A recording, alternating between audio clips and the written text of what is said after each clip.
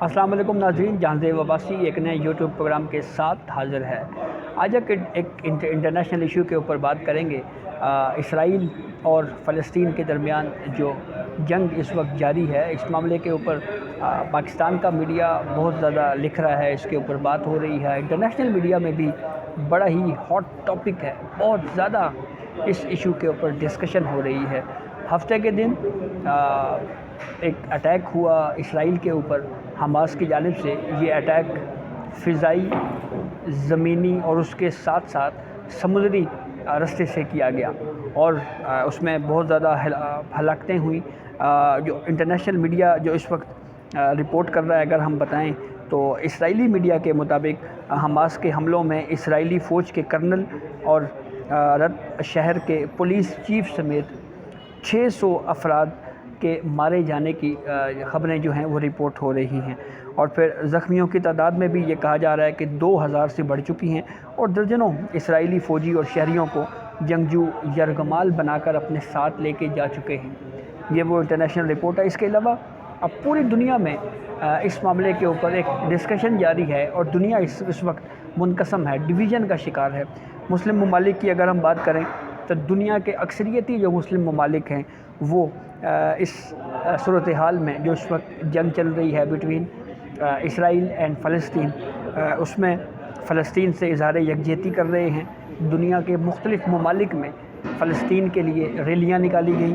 अगर हम कुछ ममालिक का आपको बताएं तो यमन में इस हवाले से एक रैली निकाली गई जिसमें हज़ारों की तादाद में लोगों ने शिरकत की। इसके अलावा इराक़ है, दीगर मुल्क हैं जहाँ पे जो है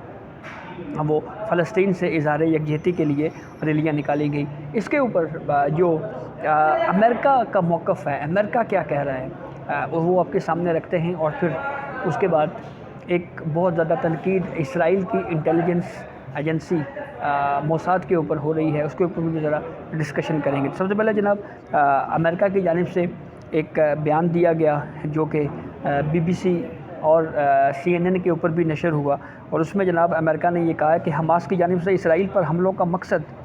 इसराइल और सऊदी अरब के दरमियान जो मुमकिना तौर के ऊपर ताल्लुकात की बहाली का जो प्रोसेस था, उस कोशिशों को जो है वो नुकसान पहुंचाना है, उस कोशिशों को ख़त्म कराना ये मकसद हो सकता है। और फिर अमेरिका ने ये भी कहा जी कि ये बात हैरान कुन ना होगी कि इस कार्रवाई का मकसद इसराइल और सऊदी अरब को यकजा होने से रोकना और उन ममालिक को भी रोकना है जो इसराइल के मुमकिना तौर पर ताल्लुकात बहाल करना चाहते हैं। और अमेरिका ने इसराइल में मुतअद्दिद अमरीकियों के हलाक और लापता होने की रिपोर्ट्स का भी ये नोटिस लिया है, ये कहा है। और फिर उसके बाद इस जो इंटरनेशनल मीडिया जो रिपोर्ट कर रहा है अमेरिकन्स के हवाले से, उसमें जनाब ये भी कहा गया है इस पूरी सूरत हाल में कि ये जो पूरा वाक़या है इसमें ये बात उन्होंने कहा है कि हैरान कुन है कि जो ममालिक इसराइल के साथ ताल्लुकात इस्तवार करना चाहते थे, बहाली हो रही थी, सऊदी अरब का बिलखुसूस नाम लिया गया और ये कहा गया कि इन ताल्लुकात को ख़राब करना, इन ताल्लुकात को रोकने के लिए ये एक अटेम्प्ट की गई है। और ईरान के हवाले से अमेरिका का ये मौक़िफ़ है कि अभी हमें सबूत इस हवाले से नहीं मिले कि क्या ईरान की भी इस मामले में इन्वॉल्वमेंट है हमास का जो अटैक हुआ उसके ऊपर। लेकिन इस पे एक जो बहुत ज़्यादा मीडिया में रिपोर्ट इस वक्त हो रही है वो ख़बर जनाब ये है कि हमास के हमलों से खौफज़दा जो इसराइली हैं उन्होंने मुल्क छोड़कर फ़रार होने के लिए मुख्तलिफ़ इसराइल के जो एयरपोर्ट्स हैं उनका रुख कर लिया है और उन एयरपोर्ट्स पर बहुत ज़्यादा रश है। यहूदियों की एक बड़ी तादाद जो है वो इस वक्त एयरपोर्ट्स में जमा हो रही है और वो इसराइल से निकलना चाह रही है। एक जंग का माहौल है और वो इस खित्ते से वो अपना जो इसराइल है वहाँ से निकलने की अटेम्प्ट कर रही है। मीडिया रिपोर्ट्स में ये कहा गया कि हमास के हमलों से खौफज़दा इसराइलियों ने मुल्क छोड़ने की कोशिशें शुरू कर दी और हमास की जानिब से हमलों के बाद अमेरिका और यूरोप समेत दुनिया भर की एयरलाइंस ने इसराइल के लिए फ़्लाइट्स को मुअत्तल कर दिया है। यानी जो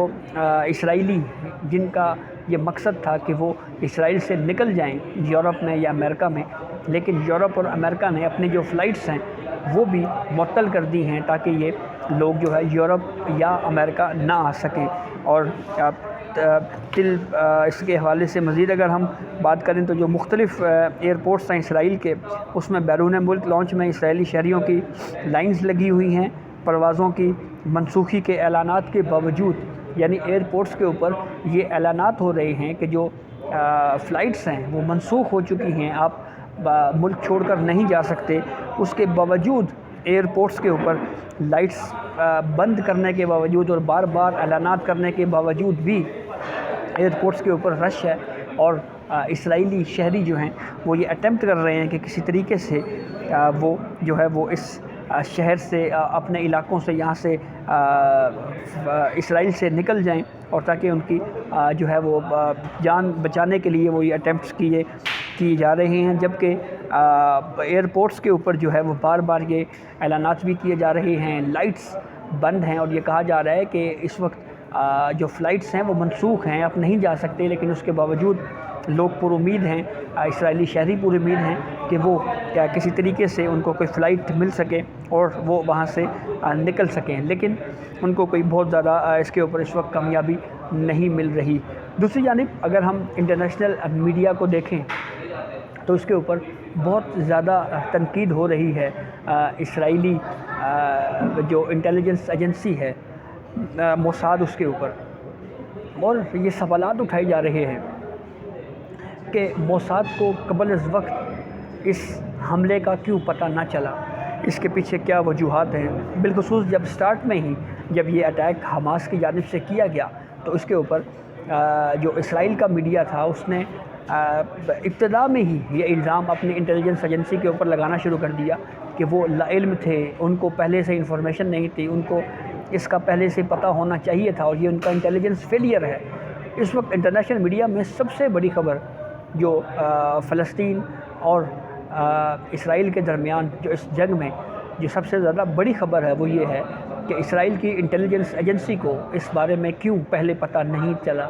اور یہ ان کا بہت بڑا انٹیلیجنس فیلئر ہے. کچھ لوگ اس ایونٹ کو پاکستان نے جن حالات کا سامنا کیا 9/11 کے بعد اور افغانستان میں، اس سے اس کو میچ کر رہے ہیں، اس سے اس کو تشبیہ دی جا رہی ہے کہ جس طرح امریکہ میں 9/11 ہوا اور پھر اس کے بعد اس خطے میں بالخصوص افغانستان میں جو کچھ ہوا، تو یہ بھی کہا جا رہا ہے کہ شاید یہ واقعہ وہاں پہ ایک 9/11 کسی صورتحال اختیار کر سکتا ہے، اور یہ اصل گیم کچھ اور ہے. اور اگر ہم مسلم ممالک کی بات کریں تو افغانستان کی جانب سے افغان طالبان نے اس معاملے پہ فلسطین کے موقف کی تائید کی ہے، سپورٹ کی ہے. قطر کی جانب سے بھی اس ایشو کے اوپر فلسطین کا ساتھ دیا گیا ہے. پاکستان نے اپنا موقف کو دہرایا ہے، جو شروع سے یہ موقف تھا کہ اسرائیل جو ہے وہ اب فلسطینیوں کی زمینوں کے اوپر قبضے کر رہا ہے، یہ اس قبضے کو ختم کیا جائے. اس کے بعد انڈیا نے کھل کر اور دو ٹوک انداز میں اسرائیل کی حمایت کی ہے، اور اس کے اوپر انڈیا کے اندر بھی بہت زیادہ ڈیبیٹ چل رہی ہے، کافی زیادہ تنقید کا نشانہ بنایا جا رہا ہے. تو یہ نیشنل اور انٹرنیشنل میڈیا کے حوالے سے جو رپورٹس ہو رہی ہیں اس تنازع کے اوپر، اس حوالے سے ہم نے آپ کو اپڈیٹ کیا. اجازت دیجیے، اللہ حافظ.